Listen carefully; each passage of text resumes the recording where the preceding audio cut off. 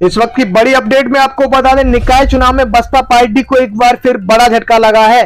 पिछले दौर की अगर बात करें तो निकाय चुनाव 2017 में जहां बसपा के खाते में 2 नगर निगम की सीटें आई थी, वहीं इस बार बसपा के हाथ खाली रहे। मुस्लिमों पर बड़ा दाव लगाना भी बसपा पार्टी के काम नहीं आया। वहीं पार्षद और नगर पंचायत अध्यक्ष जीत में भी बसपा का प्रदर्शन खराब रहा। पिछले वर्ष विधानसभा चुनाव में मिली करारी हार के बाद बहुजन समाज पार्टी को नगरीय निकाय चुनाव में भी एक बड़ा झटका लगा है। 5 वर्ष पहले निकाय चुनाव में 2 मेयर जीतने वाली बसपा पूरी तरह खाली हाथ रही।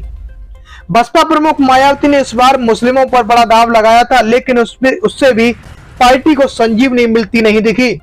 वैसे बसपा को नगरीय निकाय चुनावों से परहेज रहा है और वर्ष 2006 और 2012 में मायावती ने अपने प्रत्याशी नहीं उतारे थे, लेकिन राजनीतिक अस्तित्व बनाए रखने की कोशिशों के तहत बसपा पिछली बार की तरह इस बार भी निकाय चुनावों के मैदान में उतरी।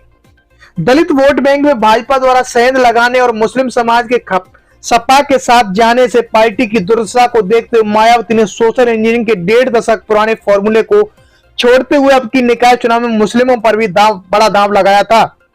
अंदाजा इस बात से लगाया जा सकता है कि प्रदेश के 17 नगर निगमों में से 11 में पार्टी के मुस्लिम प्रत्याशी थे। नगर पालिका परिषद और नगर पंचायतों में भी पहले से कहीं अधिक मुस्लिम उम्मीदवार पार्टी ने खड़े किए। दूसरी तरफ किसी भी ब्राह्मण क्षत्रिय को पार्टी ने प्रत्याशी नहीं बनाया। पिछले चुनावों के मुताबिक मेरठ और अलीगढ़ के मेयर के अलावा 29 नगर पालिका परिषद और 45 नगर पंचायत अध्यक्ष के साथ 627 पार्षद सदस्य जीतने वाली बसपा का प्रदर्शन अब की बेहद खराब ही रहा। एक भी मेयर पद न जीतने वाली बसपा के सिर्फ 6 पालिका अध्यक्ष और 31 नगर पंचायत अध्यक्ष ही जीत सके। पिछली बार नगर निगम चुनाव में शानदार प्रदर्शन करने वाली बसपा आपकी सहारनपुर, मथुरा, वृंदावन, गाजियाबाद के मेयर पद पर दूसरे स्थान तक ही पहुंच सकी।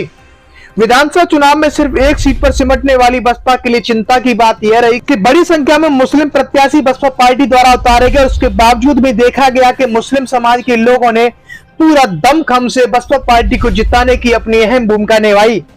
गौरतलब है कि 1.5 दशक पहले दलितों के साथ ही ब्राह्मण मुस्लिमों के दम पर बहुमत की सरकार बनाने वाली बसपा का प्रदर्शन पिछले 1 दशक से गिरता ही जा रहा है।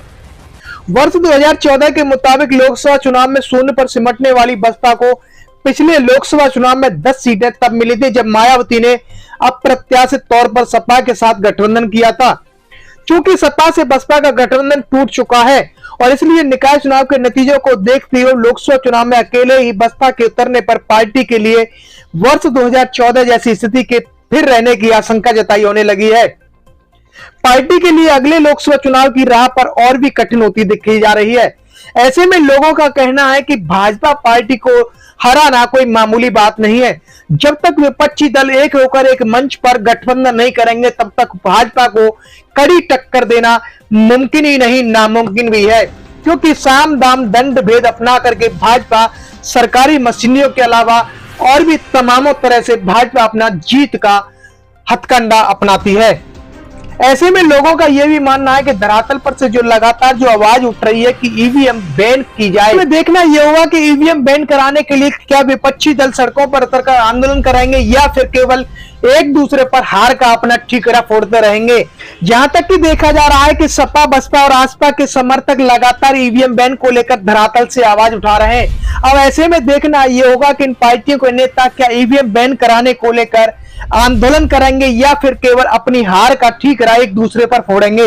यह सबसे बड़ी चिंता की बात बनी हुई है। इस खबर को देखने के बाद क्या है आपकी राय, नीचे दिए गए कमेंट बॉक्स में दीजिए अपनी राय। ऐसी तमाम बड़ी खबरों को देखने के लिए जुड़े रहिए हमारे साथ। खबर अच्छी लगे तो लाइक कीजिए और शेयर कीजिए और हाँ, चैनल को सब्सक्राइब कर घंटे वाली बटन को दबाना ना भूलिए। फिर आते हैं आपके बीच कुछ खास खबरों के साथ। तब तक के लिए नमस्कार, जय भीम।